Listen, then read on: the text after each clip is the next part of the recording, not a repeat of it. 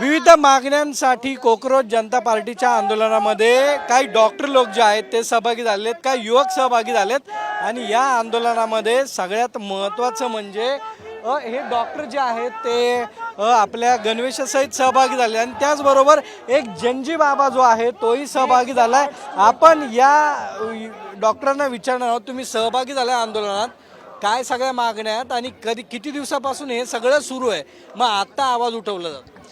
हे सर्व किती दिवसांपासून सुरू आहे याचा तर काही अंदाज नाही, पण मी स्वतः एक डॉक्टर आहे. मी स्वतः या फेजमधनं गेलो आहे. मला एक्झामचं प्रेशर माहिती आहे आणि एक्झाम पोस्टपोन झाल्यामुळे मुलांच्या मनावर काय परिणाम होतो आणि किती आयुष्य उद्ध्वस्त होतात या सर्व गोष्टी मला माहिती आहे. मी या सर्वमधनं गेलेलो आहे.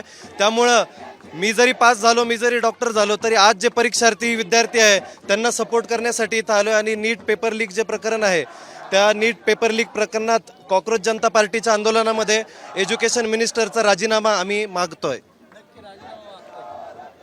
मला म्हणायचं आहे पूर्ण रिस्पॉन्सिबिलिटी ही फक्त जी स्टुडंट्स एक्झाम देत होते का त्यांचे रिलेटिव्सची अजिबात नाही आहे. ही रिस्पॉन्सिबिलिटी पूर्ण सोसायटीची आहे. कारण की एकदा जेव्हा एक्झाम लीक होती तेव्हा तुम्ही 2 मिलियन डॉक्टर्सना विश्वास करून देता की त्यांच्याकडे ती केपेबिलिटी नाही आहे की परत अभ्यास करायची, परत ती एक्झाम देण्याची. तर आपल्याला डॉक्टर्सना पेशंटची गरज नाही आहे, पेशंट्सना डॉक्टरची गरज आहे. आणि आपल्याला डॉक्टर्सना नीट एक्झाम देऊन किती केपेबल करणं ही रिस्पॉन्सिबिलिटी फक्त डॉक्टर्स जी एक्झाम देतात त्यांची नाही आहे, ही सोसायटीची एक रिस्पॉन्सिबिलिटी आहे. तर मला वाटतं हे फक्त आंदोलन जेनझीचं नाही आहे, हे आंदोलन सगळ्यांचं आहे. दिल्लीला जाणार का तुम्ही सगळे? नाही, दिल्लीला तर नाही जाणार. आता आम्हाला पुण्यामध्ये पॉसिबल आहे तर पुण्यामध्ये आलो. नाही, दिल्लीला जाणार का आंदोलन?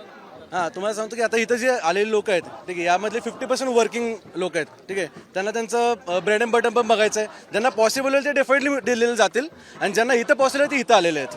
नक्की आपण जर पाहिलं तर या आंदोलनामध्ये सहभागी झालाय. तू दिल्लीला जाणार आहे का? हो, जाणार आहे मी दिल्लीला.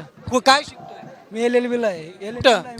तुम्ही काय अरे मग या आंदोलन पण नीटचा म्हणजे नीटचा प्रश्न आहे ना.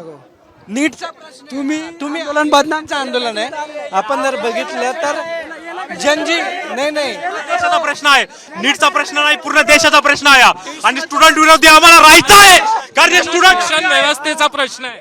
नाही, दिल्लीला जाय. स्टुडंटच्या खिलाफ स्टुडंट बद्दल एक मिनिट लिसन, दिल्लीला 2 मिनिटं स्टुडंट बोललो आमचं काम. दिल्लीला जाणार ना, दिल्लीला आपण जाणार. ऐक, आम्ही इथं का आलोय, एक मिनिट दादा, आम्ही इथं आलोय दिल्लीला जाण्याची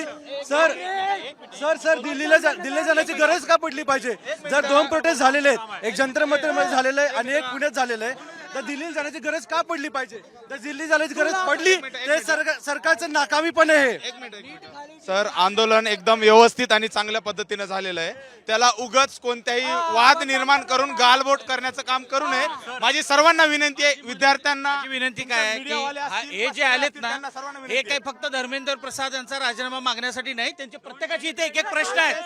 शिक्षण आहे, रोजगार आहे, आरोग्य आहे आणि एनटीए फक्त काही नीट एक्झाम घेत नाही, नीट UG घेत नाही, नीट PG सुद्धा घेते आणि MD PG सुद्धा घेते, NBA ची एक्झाम सुद्धा घेते. म्हणजे या सगळ्यामध्ये नीट बऱ्याच मोठ्या प्रमाणावर राजकारण करतंय.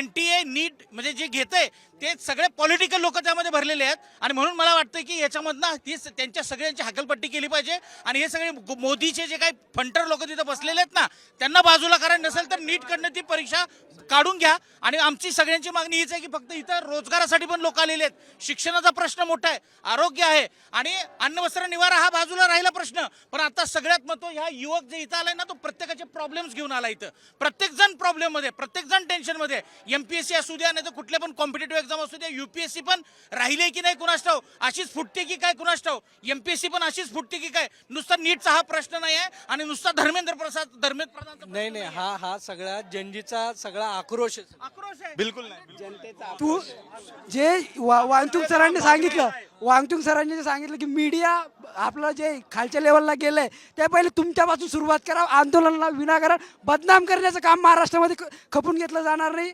आणि लोकशाहीच्या पद्धतीने तुम्ही लोकशाहीचा चौथा स्तंभ आहे तो कायद्यानं वापरतो काही. तुम्ही स्वतःला प्रश्न करा, नंतर आम्हाला प्रश्न करा.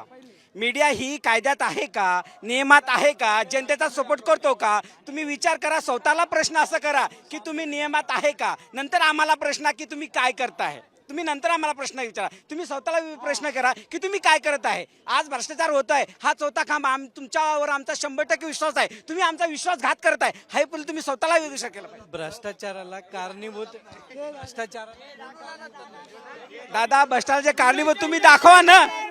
जय भीम, जय भीम, छत्रपती शिवाजी. दादा बघा काय म्हणतात तुमच्या चॅनेलवर दाखवले जात नाही. हे आजच्या आंदोलनाची न्यूज कुठं दाखवली जात नाही. ठीक आहे. भाऊ जे बोलतात की तुम्ही तुमच्यावर जे बोललात. भरोसा नाही की दाखवणार नाही का, दाखवणार का ही 100%.